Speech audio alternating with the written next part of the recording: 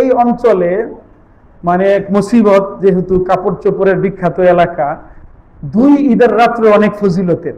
হাদিস শরীফে এসেছে, মান কামা লাইলাতাইল ঈদাইন মুহতাসিবান লাম ইয়ামুত কলবুহু ইয়াওমা তামুতুল কুলুব।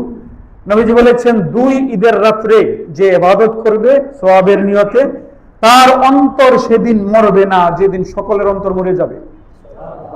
অন্তর মরা মানে কি?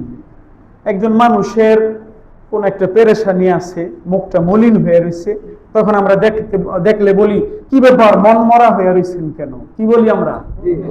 কি ব্যাপার, মন মরা বলি না? মন মরা মানে ওনার মন কেমনে দেখলেন আপনি, মরছে না জিন্দা আছে, মানে বুঝা যায়।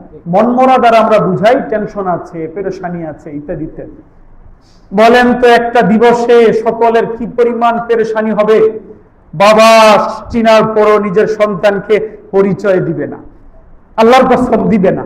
ওই বাবা, যে বাবা দুনিয়াতে সবকিছু বাচ্চার জন্য ছাইড়া দিতে চায়, ওই দিনে বলেন তো তাহলে কি পরিমাণ পেরেশানিতে থাকবে মানুষগুলা? ওই দিনে কি পরিমাণ টেনশন কাজ করবে? ওই দিনটার কথা বলা হয়েছে, ওই দিন সকলের মন মরে যাবে। নবীজি বলেন, যারা দুই ঈদের রাত্রে বন্দিগি করবে এদের অন্তর মরবে না।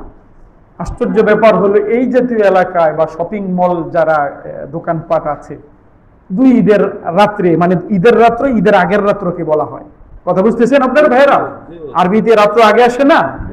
দুই ঈদের রাত্রে বলেন, যারা এই ব্যবসা বাণিজ্য করেন, আপনাদের অনেক কষ্ট না বন্দিগি করা? ওই দিনে তো বেচা কেনা বেশি হয়, বাজারে বাজারে চলে যায়।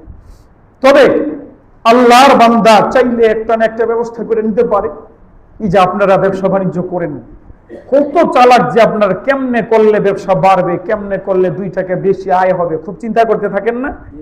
এটার মধ্যেও করলে করা যাবে, যদি বান্দার ইখলাস, বান্দার আখিরাতের পুরোপুরি তলব থাকে। আপনি ধরেন 12টা 1টা পর্যন্ত না হয় বেচা কেনা করে এলেন, আসার পরে 2 রাকাত করে কিছু পয়রা শুইলেন। হ্যাঁ ভাইরা আমার,